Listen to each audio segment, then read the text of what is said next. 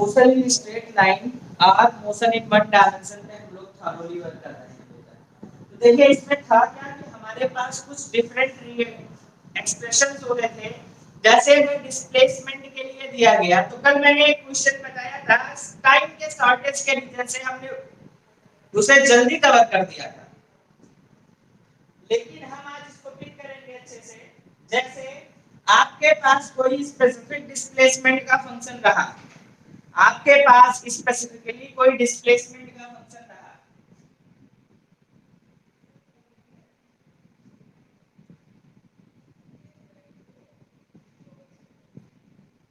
आपके पास अगर कोई डिस्प्लेसमेंट का फंक्शन रहा, तो डिस्प्लेसमेंट के फंक्शन में बेटा जैसे आपको दिया गया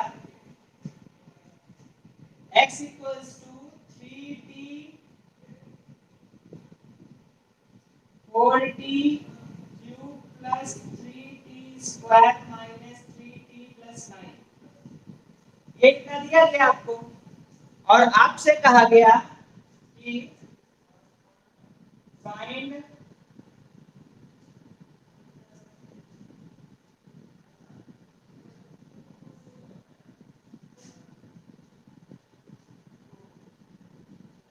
average velocity between 3 to 5 second, 3 second to 5 second, 3 second से 5 सेकंड के बीच में आपको एवरेज वेलोसिटी निकालनी है। ठीक है, गुड इवनिंग बेटा अदिति। फिर इसके बाद आपको ये फर्स्ट पार्ट दिया गया। सेकंड पार्ट में आपको कहा गया कि instant velocity at t equals to 3 second या t equals to 2 सेकंड। ठीक है, फिर आपको दिया गया एक्सीलरेशन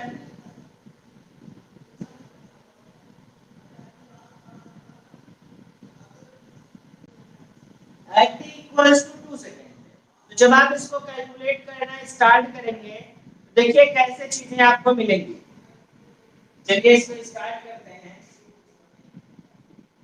बेटा सबसे पहले फर्स्ट पार्ट देखिए, फाइंड द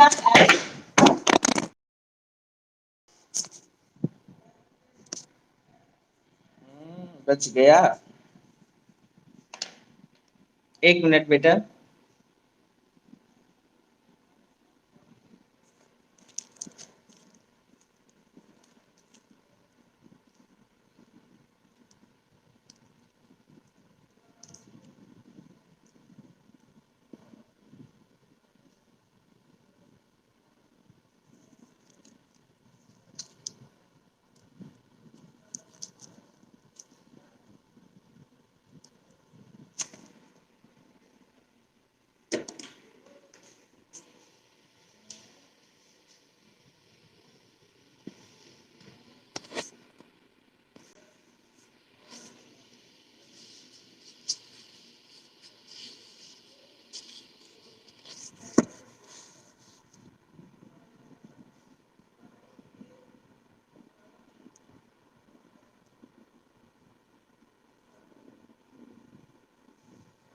हाँ, तो देखिए यहाँ पे find average velocity between 2 to 3 second. 3 से 5 सेकंड के बीच में आपको एवरेज वेलोसिटी निकालनी है।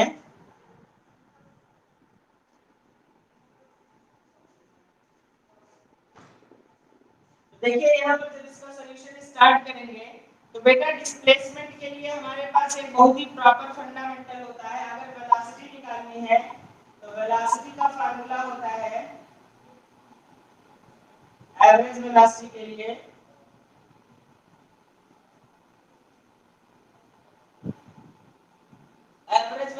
लिए आपके पास फंडामेंटल होता है। आप क्या करेंगे, डिस्प्लेसमेंट ऑफ दिस, तो यहाँ पर क्या करेंगे आप, सीधे फाइंड एवरेज वेलोसिटी बिटवीन।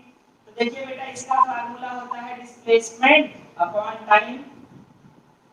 तो बेटा देखिए 3 से 5 सेकंड के बीच में कितना डिस्प्लेसमेंट होगा, हमें इसे कैलकुलेट करना है। तो 3 से 5 सेकंड के बीच में कितना डिस्प्लेसमेंट होगा, आप सबसे पहले क्या करेंगे बेटा, ये डिस्प्लेसमेंट का फंक्शन है, डिस्प्लेसमेंट का फंक्शन है 4t cube plus 3t square minus 3t plus 9। तो बेटा एक बार x की वैल्यू क्या रखो 3 सेकंड और एक बार क्या रखो 5 सेकंड। 3 सेकंड एंड 5 सेकंड जब आप रखोगे तो क्या मिलेगा, देखिए यहाँ पे डिस्प्लेसमेंट एट 3 सेकंड, तो यहाँ पर रखेंगे तो 4 into 3 cube plus 3 into 2 3 square minus 3 into 3 plus 9। तो बेटा 3 3 जा 9 से 9 कैंसिल हो गया, 3 3 जा 9 3 जा 27, 27 into 4 कितना हो गया 108 प्लस यहाँ पे कितना मिला 3 3 जा 9 3 जा 27 कितना हो गया बेटा ये 135 मीटर। बेटा ये 3 सेकंड में आपको डिस्प्लेसमेंट मिल गया, क्या मिल गया 3 सेकंड में डिस्प्लेसमेंट मिल गया। और फिर उसके बाद आप 5 सेकंड का डिस्प्लेसमेंट निकालिए। जब आप 5 सेकंड में डिस्प्लेसमेंट निकालेंगे तो displacement in 5 second, displacement in 5 second क्या हो जाएगा, ध्यान दीजिए बेटा जो ये फंक्शन दिया गया है इसी में t की प्लेस पर अब की बार क्या कर देंगे 5 रख दीजिए। तो जब आप 5 रखेंगे तो क्या मिलेगा 4 into 5 cube plus 3 into 5 square minus 3 into 5 plus 9, ये हो जाएगा बेटा 500। कैसे 5 5 जा 25 5 जा 125 125 4 जा 500 प्लस 5 5 जा 25 into 3 75 माइनस 5 3 जा 15 प्लस 9 सॉल्व करो 584 माइनस 15 कितना आएगा,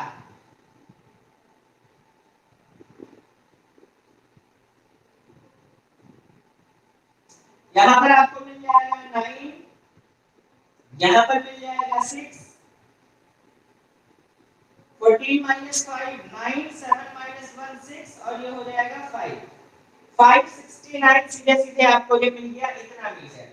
तो देखो बेटा डिस्प्लेसमेंट तो आ गया कि कितने से कितने पे डिस्प्लेस हुआ 135 से 569 तक डिस्प्लेस हुआ। तो नेट डिस्प्लेसमेंट, चलिए वेलोसिटी निकालते हैं, एवरेज वेलोसिटी। देखो जब ऐसा कोई टाइम इंटरवल आपको दिया गया होगा जैसे यहाँ पर दिया गया 3 सेकंड से 5 सेकंड का ऐसा कोई टाइम इंटरवल दिया गया होगा तो v एवरेज की वैल्यू कितनी होगी आपके लिए, v एवरेज हो जाएगा 569 माइनस 135। सॉल्व करिए बेटा कितना हो जाएगा यहाँ पर आपका 434 मीटर, 434 मीटर। तो ये डिस्प्लेसमेंट आ गया, ये क्या हो गया नेट डिस्प्लेसमेंट आ गया।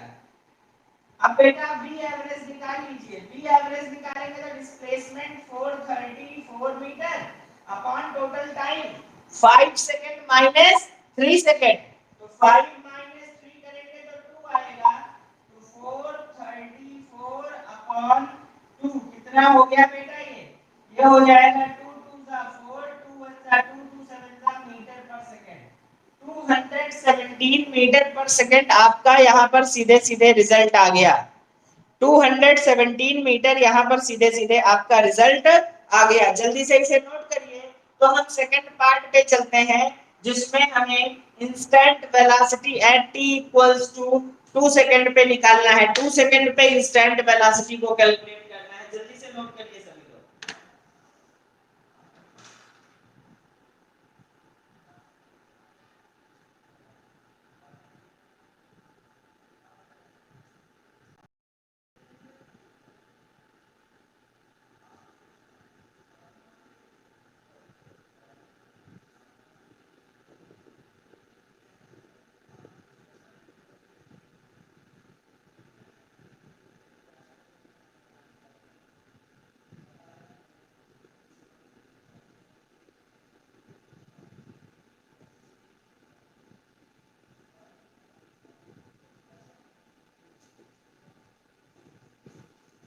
चलिए नेक्स्ट क्वेश्चन देखते हैं बेटा।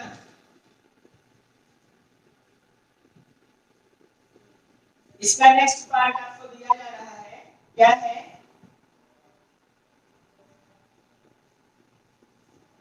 इंस्टेंट वेलोसिटी निकालनी है। तो देखो बेटा, इंस्टेंट वेलोसिटी, क्विक वेलोसिटी, इसका जो फंडामेंटल होता है, क्या करना होता है, आप डिफरेंशिएट करते हो बस, और कुछ भी नहीं। तो चलिए देखते हैं फंक्शन क्या है। x equals to 4t cube plus 3t square minus 3t plus 9, 4t cube plus 3t square minus 3t plus 9। आप इसे सॉल्व करिए।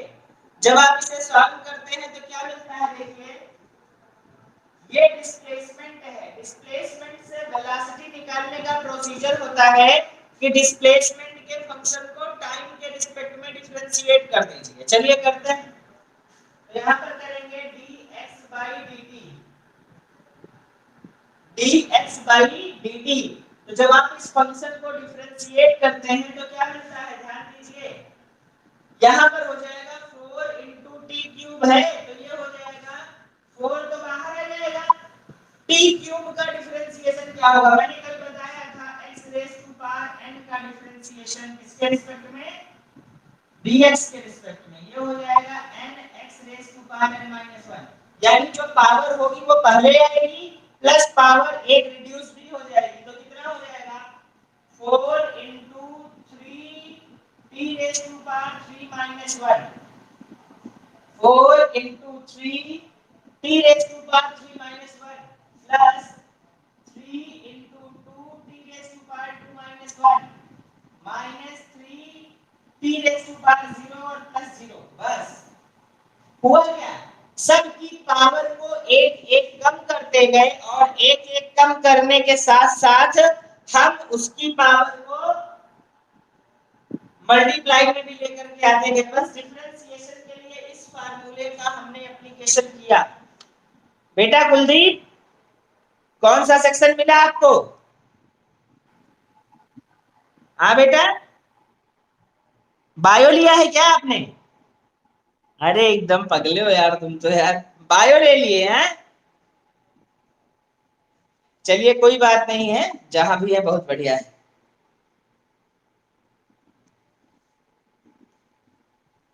हाँ तो देखिए यहाँ पे ये इतना सा पार्ट हो गया,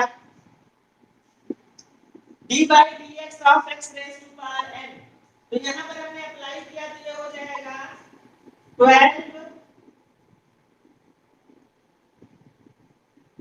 t square plus 3 2 जा 6t minus t।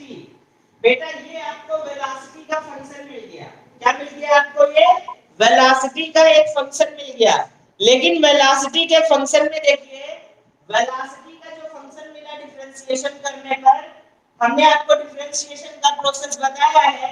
जिन बच्चों को डिफरेंशिएशन का प्रोसेस समझ में नहीं आया है वो इसको एक बार प्रीवियस क्लास में जाकर के रिकॉर्डिंग सेक्शन में देख लेंगे, ठीक है, या तो फिर मैं फिर से बता दूंगा, that is not a big issue. तो यहाँ पर वेलोसिटी क्या हो गई, होता कुछ नहीं है, बस जो मल्टीप्लाइंग फैक्टर है वो पहले अलग हो जाता है, और जैसे यहाँ पर t क्यूब दिया गया, t क्यूब को x raise to power n की प्लेस पर रख दो। जब आप इसे x raise to power n की प्लेस पर रखते हो तो यहाँ पर ये हो जाता है n पहले आता है, x की पावर n माइनस 1 हो जाता है। तो वैसे ही t क्यूब का differentiation 3t raise to power 3 minus 1, t square का differentiation 2 into t raise to power 2 minus 1 और t का डिफरेंशिएशन t की पावर 0 हो जाएगा। तो यहाँ पर v equals to 12t square plus 6t minus 3। अब देखो ये तो एक फंक्शन है, वैल्यू कैसे निकालोगे, कितने पे निकालनी है वैल्यू, 2 सेकंड पे। तो बस जहां जहां पर t है, velocity at t equals to 2 second, 12 into 2 square plus 6 into 2 minus 3। जहां जहां पर ये है वहां वहां पर 2 रख दो t की जगह पे। तो 12 4 सा 48 plus 12 minus 3, 60 minus 3 equals to हो जाएगा 57, 60 minus 3 equals to 57 हो जाएगा, बस और कुछ भी नहीं, ठीक है। यहाँ पर आपको ये इतना सा पार्ट दिया गया। अब उसके बाद चलिए लास्ट पार्ट हम लोग पिक करते हैं, जिसमें कहा जा रहा t equals to 2 सेकेंड। तो एक्सीलरेशन क्या होता है? एक्सीलरेशन में आपको वेलोसिटी के फंक्शन को डिफरेंशिएट करना होता है। एक्सीलरेशन में वेलोसिटी के फंक्शन को, तो वेलोसिटी का फंक्शन कौन सा है बेटा? देखो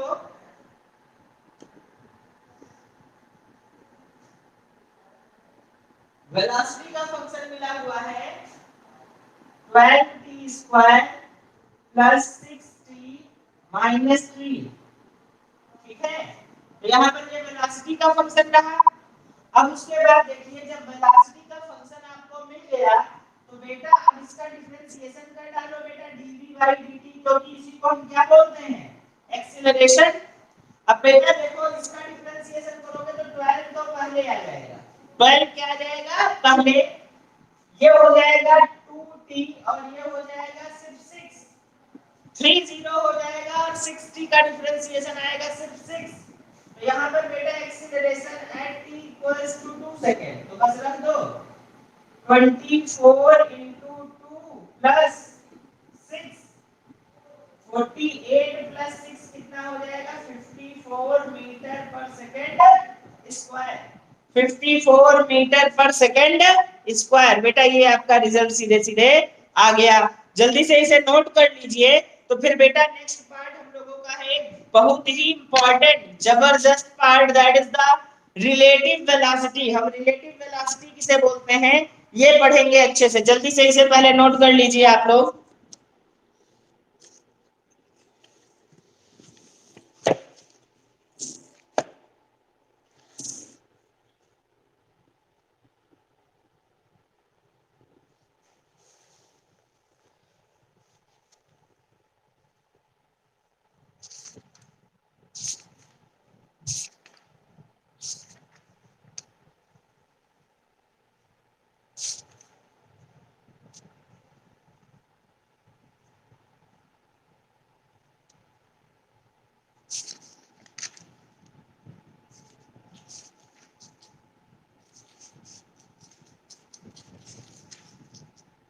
रिलेटिव वेलोसिटी देखते हैं बेटा। कल हम लोग जो है 3 इक्वेशंस ऑफ मोशन पे वर्क करेंगे। अभी की क्लास में हम रिलेटिव वेलोसिटी को लेकर के चल रहे हैं आगे कि रिलेटिव वेलोसिटी क्या होती है। नोट कर लिया बेटा इसे आप लोगों ने?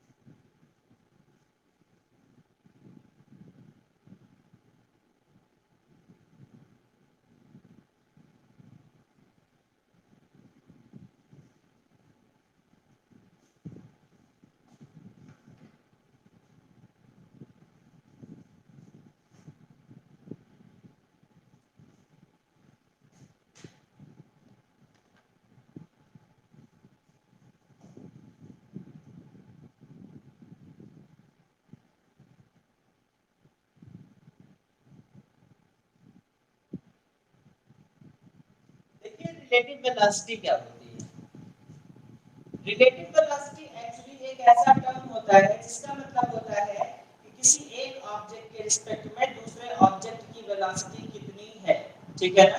किसी एक ऑब्जेक्ट के रिस्पेक्ट में दूसरे ऑब्जेक्ट की वेलोसिटी कितनी है, इसे ही हम लोग बोलते हैं रिलेटिव वेलोसिटी। ठीक है, जैसे अगर हम एक हाईवे पर जा रहे हैं और उस हाईवे पे हमें क्रॉस करते हुए एक व्हीकल है, हम भी मूव कर रहे हैं एक डायरेक्शन में और दूसरा व्हीकल जा रहा है अपोजिट डायरेक्शन में, तो बेटा दैट इज नॉट कंपल्सरी कि उस व्हीकल की स्पीड ही बहुत ज्यादा है ना।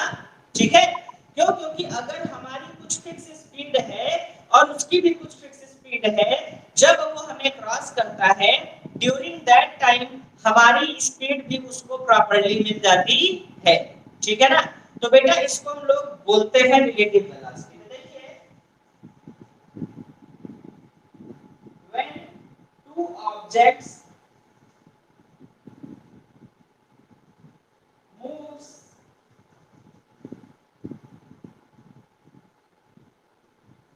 respectively, then velocity of one object with respect to another object is called relative velocity. relative velocity इसे हम लोग क्या बोलते हैं? relative velocity. नोट करिए बेटा आ रहा है।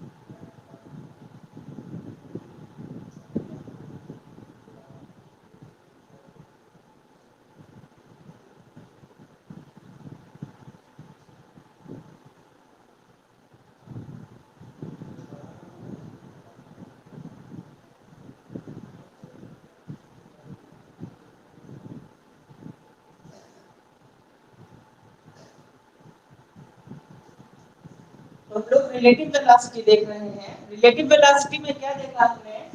When two objects move respectively, then velocity of one object with respect to another. किसी एक की वेलोसिटी दूसरे के रिस्पेक्ट में क्या कही जाती है? Relative velocity. जैसे समझिए, अगर आपके बगल से कोई व्हीकल बहुत तेजी से क्रॉस किया, इट डज नॉट मीन कि उसकी स्पीड उतनी ज्यादा है। एक्चुअली हो क्या रहा है, जब आप किसी हाईवे पर मूव कर रहे हो तो हाईवे पर मूव करने की कंडीशन में बेटा क्या होता है, ध्यान दीजिए। हाईवे पर मूव करने की कंडीशन में अगर आप इस a वेलोसिटी से b वेलोसिटी से इधर की तरफ जा रहे हो और ये b वेलोसिटी से अपोजिट डायरेक्शन में जा रहा है, हमने कहा velocity of a with respect to b, तो बेटा इसका मतलब क्या होता है? इसका मतलब होता है कि दोनों की वेलोसिटीज आपस में ऐड। अगर इसकी वेलोसिटी 60 किलोमीटर पर आवर है और इसकी वेलोसिटी 80 किलोमीटर पर आवर है, तो बेटा आपको ए की वेलोसिटी 140 की दिखाई देगी। समझिए इस चीज को कि आपको ए की वेलोसिटी कितनी दिखाई देगी? 140 की। तो एक सिंपल सा fundamental, velocity of a with respect to b अगर दिया गया तो सिंपल सा फंडामेंटल होता है कि वेलोसिटी ऑफ ए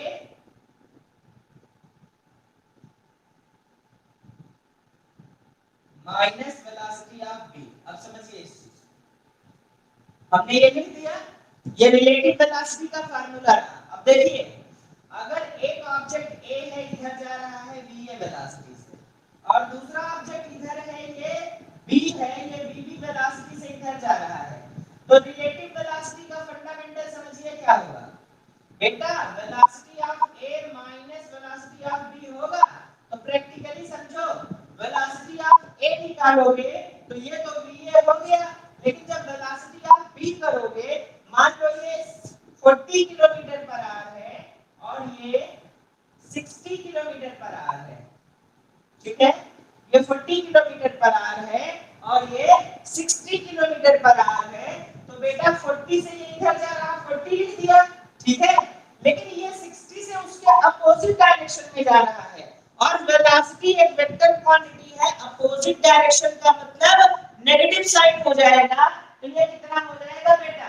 माइनस का vb और एक माइनस पहले से भी हो जाएगा प्लस 60। कितना हो गया बेटा? 100 किलोमीटर पर आवर। आपको ये किस स्पीड से जाता हुआ क्लियर होगा? ये आपको 100 किलोमीटर पर आवर की स्पीड से जाता हुआ अपीयर होगा, ठीक है?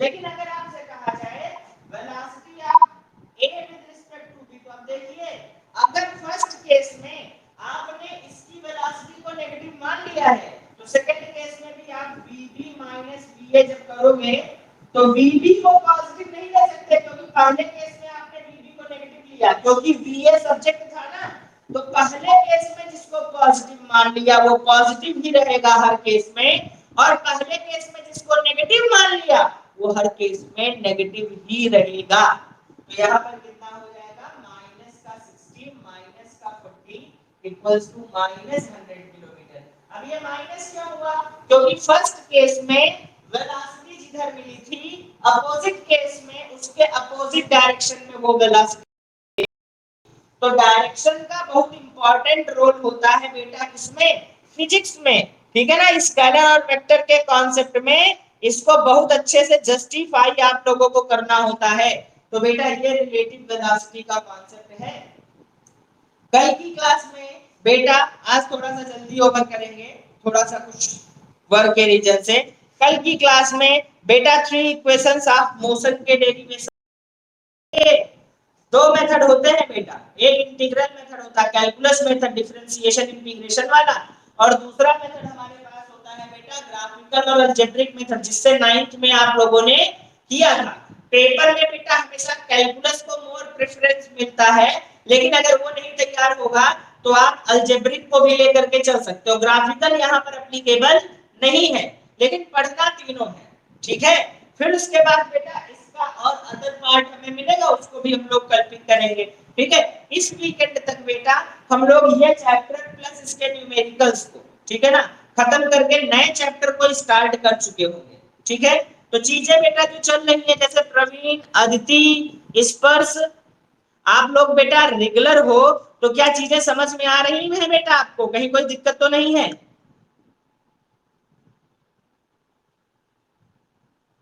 चीजें क्लियर है ना बेटा, बिल्कुल।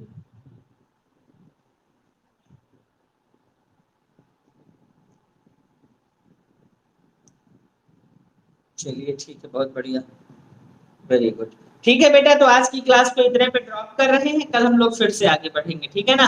कल की क्लास में क्या पढ़ना है प्लीज आप लोग एक बार देख लीजिएगा, derivation of equations of motion, ठीक है ना। ठीक है बच्चों, आज की क्लास को इतने पे ड्रॉप कर रहे हैं। Thank you class.